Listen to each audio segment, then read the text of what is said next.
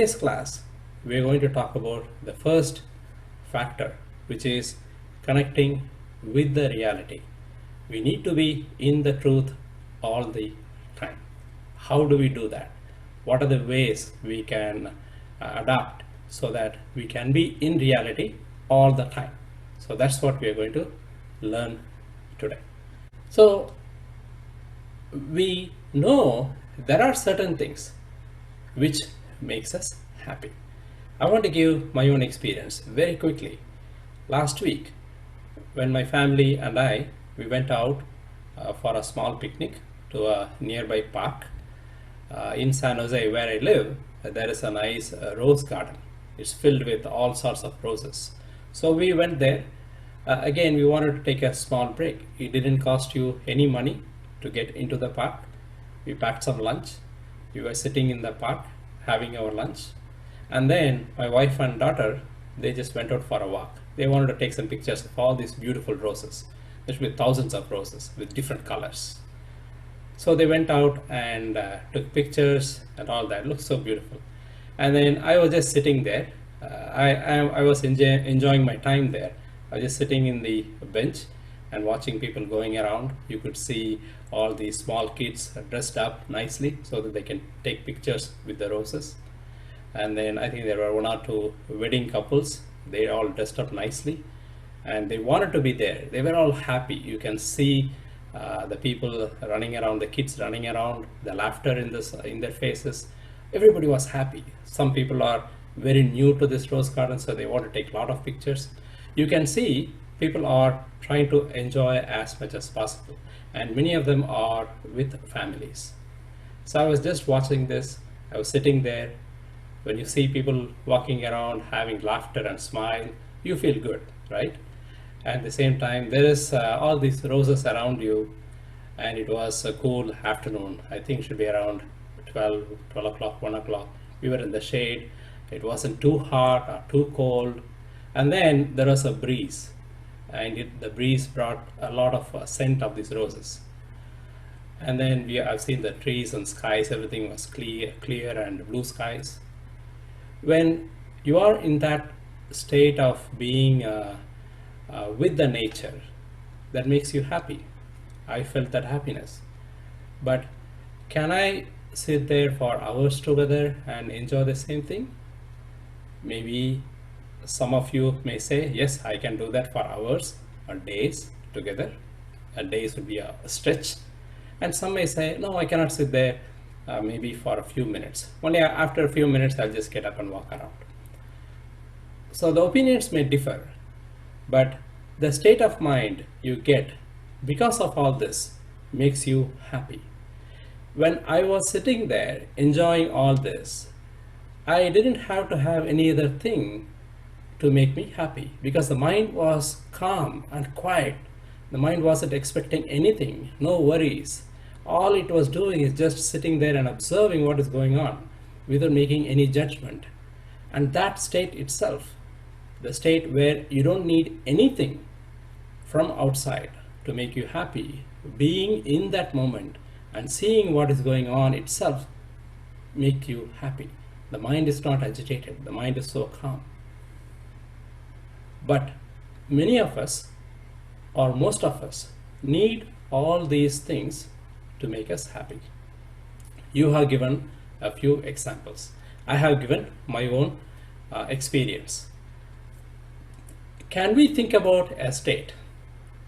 Can we be happy without any of these conditions? I call these as conditions because these conditions may change. For example, I was sitting in the park and suddenly there is some rain. Can I sit there for more time? No, I have to just get up.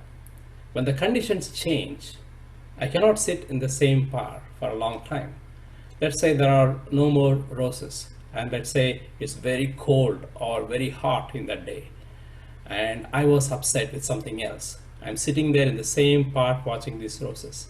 Can I be happy? No. The conditions have changed, my mind has changed. Can we be happy without any of these conditions? If we can be happy with none of these conditions existing. And then when you interact with the world, when I say the world, your family is your world. When you interact with your family, it's going to be much more joyful. Right now, I'm not saying that you're not happy. You are happy being with them. But if your mind can be happy even without any of these things, without depending on external conditions, that is true happiness. For example, one of you said, a good health. When I'm having a good health and a good body, I can sit and meditate. That is important to me. When the body becomes old, when I cannot even sit up to meditate, it's going to be hard. So therefore, when my health is good, I would like to do more meditation. I want to attend retreats. I can sit for a long time to meditate. I can go for a walk. But when I become older and fragile, it's not going to happen. Let's look at it in a different way.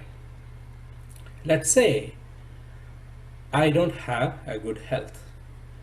I'm not wishing myself to have a good health. Let's say I don't have a good health. Can I be happy? So what happens then when my health is not good? Can I be happy? When any of these conditions change, can I be happy? So we want to find out that. If you can think about that state, when all these conditions disappear, I can still be happy. So that is the state we all want to get to. Is there a way to do this?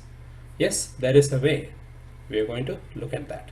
I'm just going to talk about two other conditions which will help us to be in that state of happiness without any of this external dependency.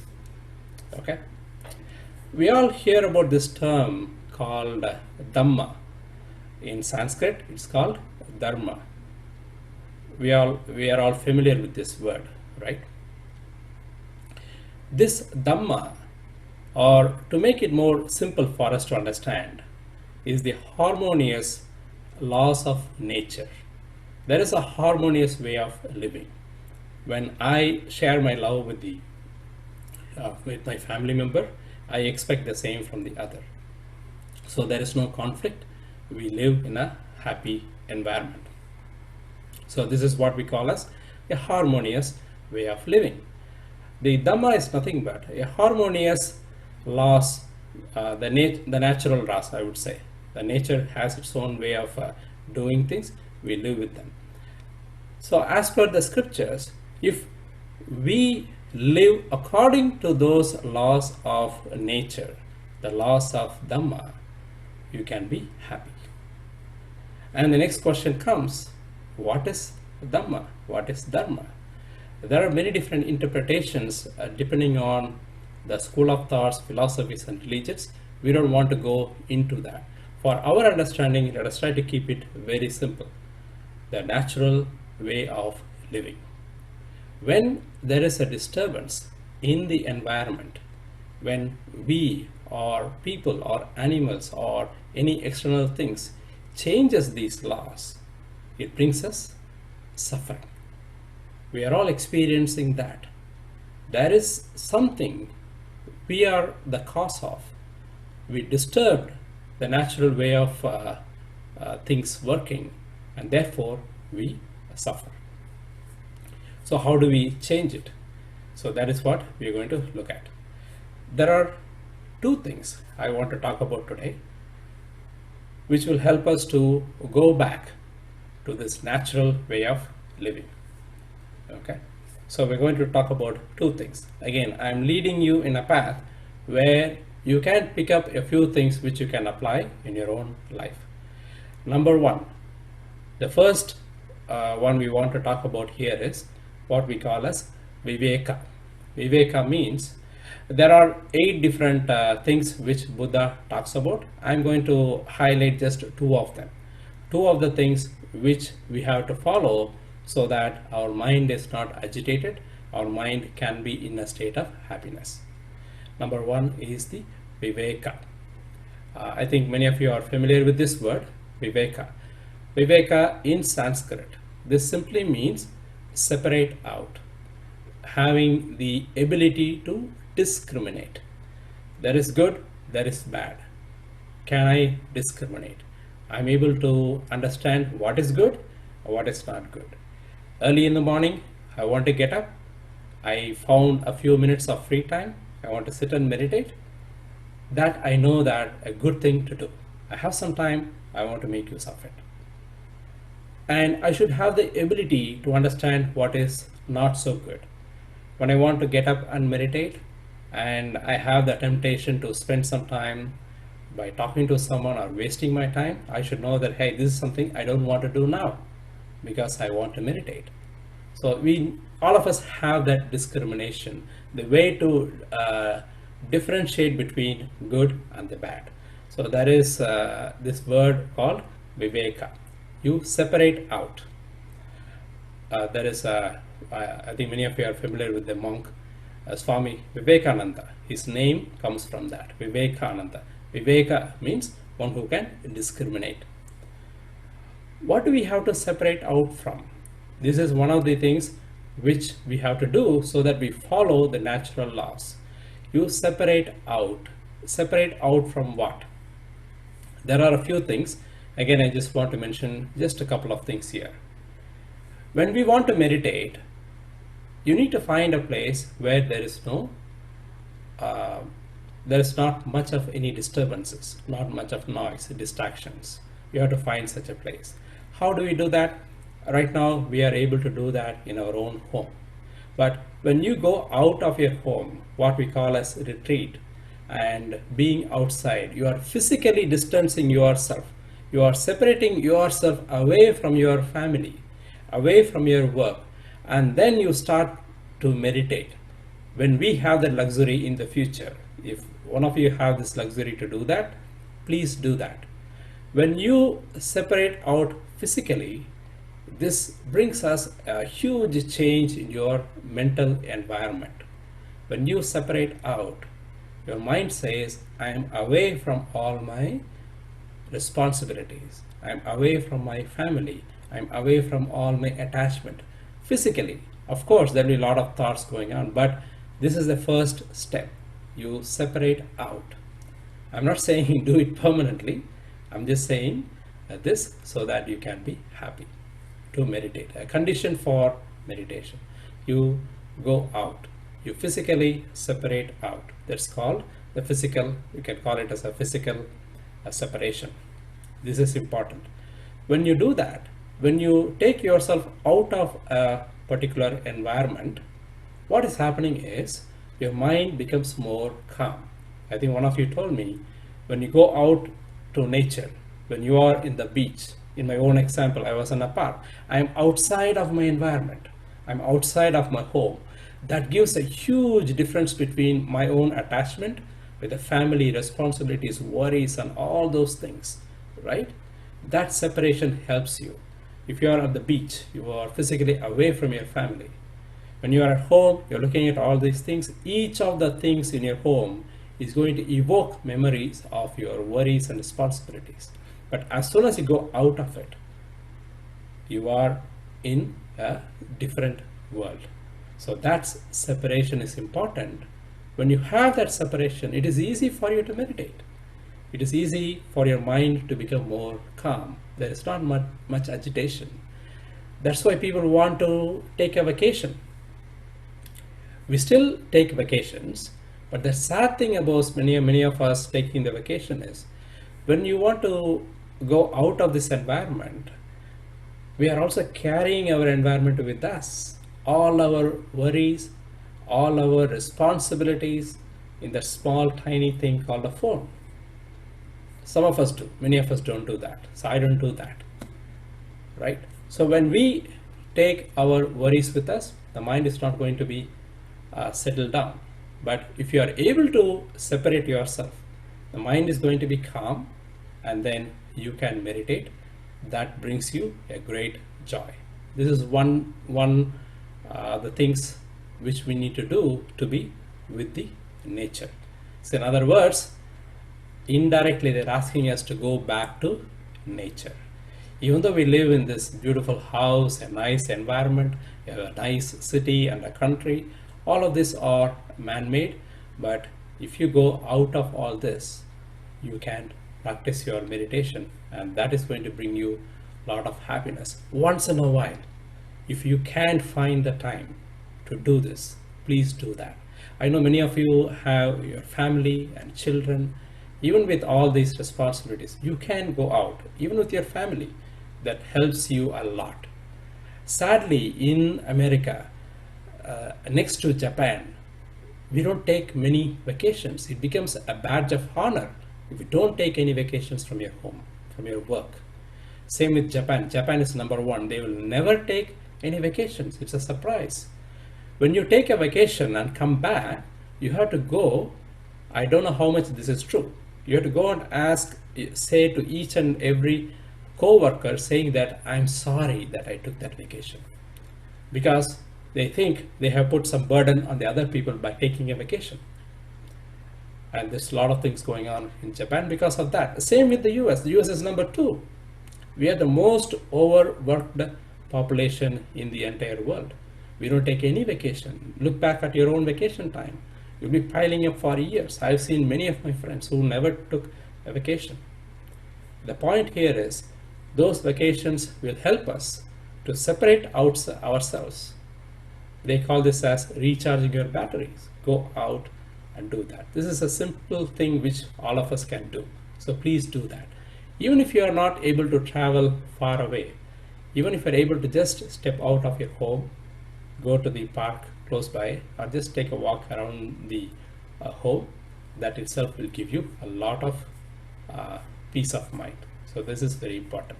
Even though this may sound simple, many of us don't do that. So please try to find some time to be with nature. Whatever time you can do, with all the conditions, you can try to do that. So let's quickly talk about the number two, which is the contentment. Let's talk about it very quickly. What is contentment? The contentment simply means whatever I have, I accept what they are, and I'm going to be happy with it. Discontent is the other side of it. Discontent means I'm not happy with what I have. I'm not happy with the home I have. I'm not happy with the wealth I have. I'm not happy with the family I have. I'm not happy with my own friends. When you are lacking all of this inwardly and your mind becomes discontent, your mind is not going to be happy. Therefore, you are not going to be happy. Your family is not going to be happy. The contentment is one of the things all of us need to have. So therefore, your mind is calm, and that brings us happiness. These two things quickly I talked about. I want to tell about a story before we end this class. When Master Huinan, he is the sixth Zen Patriarch. In China, it's called Chan. In Japan, it's called Zen. In China, the Chan Patriarch. He is number 6. This is the Chan tradition, which is the Zen tradition. There is also the traditional Buddhism. This is Zen. The sixth Patriarch, before he became the head of that group, he was from the south of China. South of China in those times were considered very poor, not so educated. So he went from the south all the way to the north, where the fifth Patriarch, he is the head of that tradition.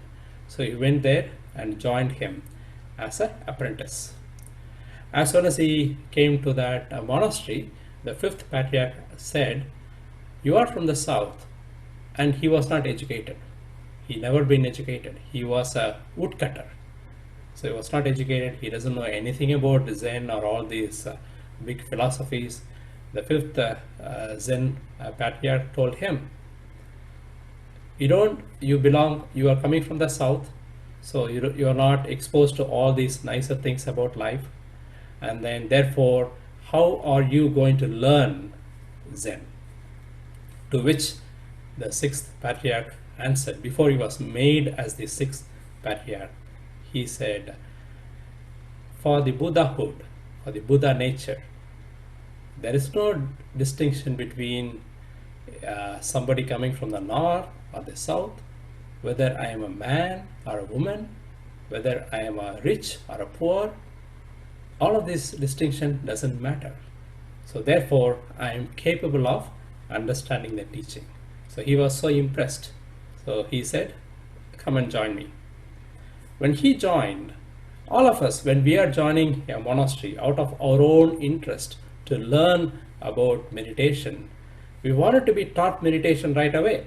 That's why you came all the way to come and learn from one of the best teachers in the land, in China. So now what happens is, the fifth Zen Patriarch, he told the new apprentice, you go to the back of the monastery. In those days, in China, because it is a cold country, the parts of those are very cold, they started this monastery tradition, which is all of them make their own food. They cultivate and then make the food. So the job given to the sixth Zen master was to pound rice. So he has to gather rice and then pound them using a stone grinder. Some of you might have seen those old stone grinders. So that is his job. In that room, he was the only person from the dawn till dusk. The only task he has to do is to take this rice and grind them, and then give it to the people who are going to cook.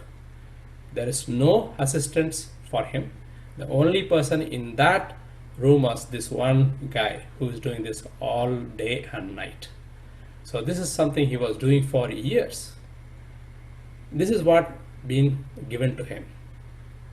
The reason I want to share this story is, when that master, when he was doing this menial task day in and day out, he wasn't complaining.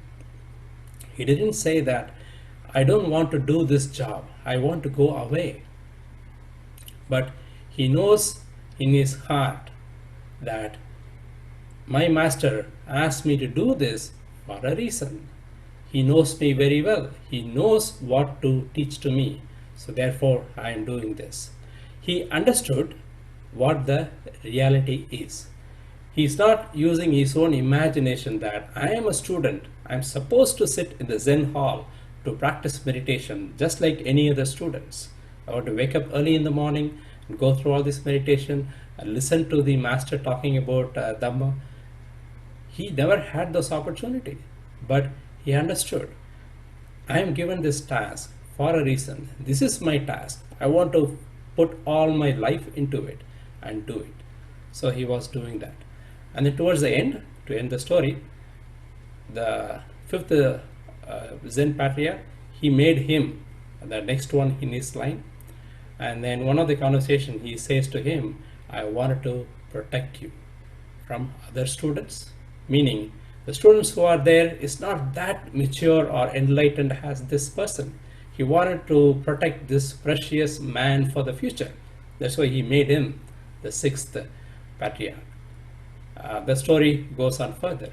The understanding we all need to have from here is, if we are able to connect with the reality, what is there right in front of us, if we are able to be happy with what we have, being content, without using our imaginations and ideas and idealism that my family has to be in such a way, my body has to be in a specific way, my body should not have any kind of health issues. These are all wishful thinking. Leaving away all those things, and if we are able to connect with the reality, what we have, we can enjoy this more. When your son is of such age, when he is so young, and if he's still enjoying your food and you are able to enjoy that time, please relate to that and hold on to it and try to enjoy that, instead of trying to imagine something and try to get some happiness. So this is the first thing we all want to learn and understand. And going back to the three different factors, this is the first factor. We have to be connecting with the reality. Why do we have to connect to the reality? This is the truth. Nothing can change this. Our wishful thinking may be there, I wish instead of evening today, evening this time, I wish this is a morning. You can think whatever you want, but that doesn't change the fact. What is there is there. How you deal with it in this moment is all we want to learn from mindfulness. This is a topic we want to touch upon, but don't have the time. If we are able to be in the present with whatever we have and enjoy that, that is the happiness. And that is how the happiness can be sustained. Last class we talked about you are happy only for a small time, not all the time. The reason is we are happy in those moments when we forget ourselves. But after that, our worries and thoughts just come about and we lose that happiness. Instead, if you are able to interact with this reality all the time, every moment of your life, you can be happy.